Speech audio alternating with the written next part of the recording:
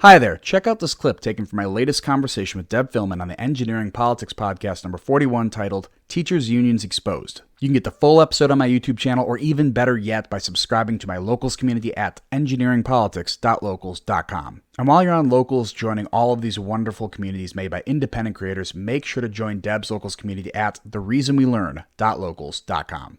All right, let's get to what you came for. Cue the music.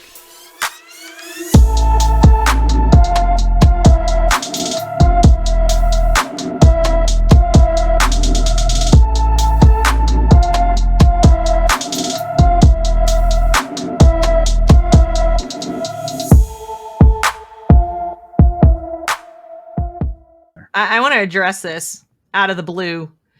You described the fire in great detail while ignoring the cause and possible. So first of all, the cause is utterly irrelevant at this point. And we did discuss the cause. Not sure when you joined in, but okay. You are worse than the arsonist. You will discuss every fine point until the cows come home. No, not really. But what we are trying to do is counter some of the bad arguments being made in the media about what the shape of this thing is and what it's called. So if we never address the lies, if we never sit there and say, no, that's actually not what it is, and it is this is what it actually is, then people are left with only that. I'm not going to sit here and stay silent and let the people who want to burn down the country define what they're doing in their terms. I'm going to say what it is in plain English so my audience can understand it. Kevin, would you like to address that comment? Because that's way out of left field as far as I'm concerned. I think we explained in some detail why we were talking about the postmodernists and all this other garbage, because they're claiming that they're the only ones who understand reality. And there are people who are susceptible to that. They're like, okay, they seem smart. All right. Yeah. I mean, you have to explain the origins of anything to get to its root cause. There's just so many different iterations of what has come before. It started with Marx, although that's not always super useful to bring up that it's Marxian in philosophy. You also can't just throw it out there and go, oh, it's Marxian and be done with it, because that sounds so hyperbolic and people go, oh, whatever. It's reductive. You have to explain how it literally is. And then maybe people will be like, oh, crap. Yeah, it really is. But as far as solutions, I'm all about solutions. I'm coming on here every day sitting there saying, you got to leave the schools.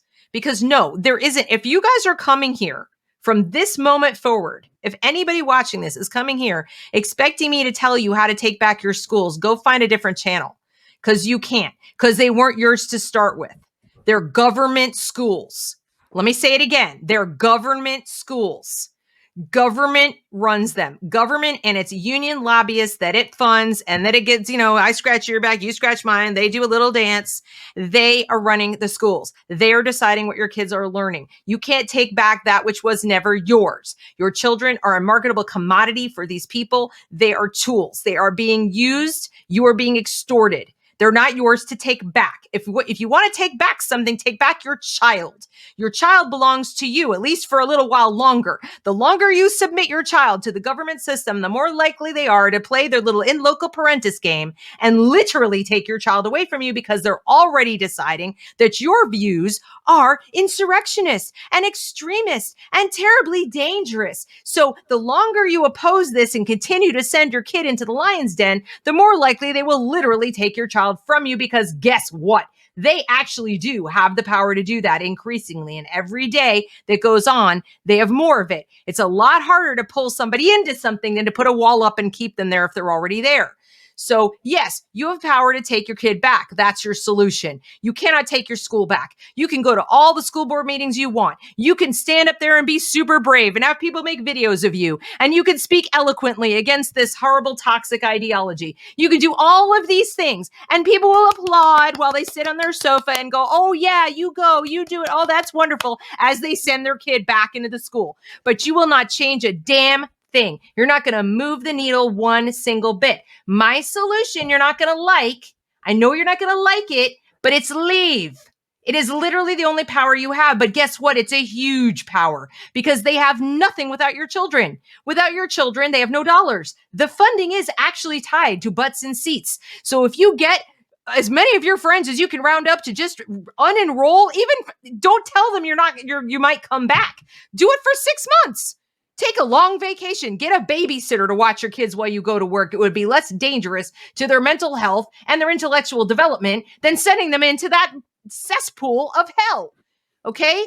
And when you do that and the money dries up and the politicians start biting their fingernails because you've made it abundantly clear you're not putting up with it anymore, suddenly you have power again. But as long as you're sending your kid into the system, what is their incentive to change? Nothing. Zero. So there's my solution. I know you don't like it. I know everybody writes to me and says, oh, you're attacking people and oh, this is terrible. Knock yourself out. Go use the solution. I don't use the schools. This isn't going to affect me as much as it affects you and your kids. But if you think it's hard to homeschool, try paying for shrink bills. Oh, never mind that. Try finding a shrink who isn't woke. Try finding somebody who's not going to say, you're the bad guy, mom and dad. So that's my solution. And I'm very sorry you don't like it. Well, if you like something more specific, then my solution is get 10 of your favorite people together that you work with, that you know in your neighborhood who have kids a similar age. Find somebody who can, stay home and run a curriculum. You can share the cost of the curriculum. Pay that person $5 a kid per week. They'll be making the equivalent. If it's 15 kids, they'll be making about $75,000 a year. And that's a pretty tidy sum. You don't need to spend hundreds of thousands of dollars or whatever on private school. Go find a church basement. Go find somebody who has a big living room or a barn and do it. Get it done. That's my solution. Sorry. Yeah. No, this is why I don't get on your bad side. But yeah, I'm tired exactly of it. Right. You don't offer any solutions. You didn't tell us what to do. Well, excuse me. I'm also doing this for free. So,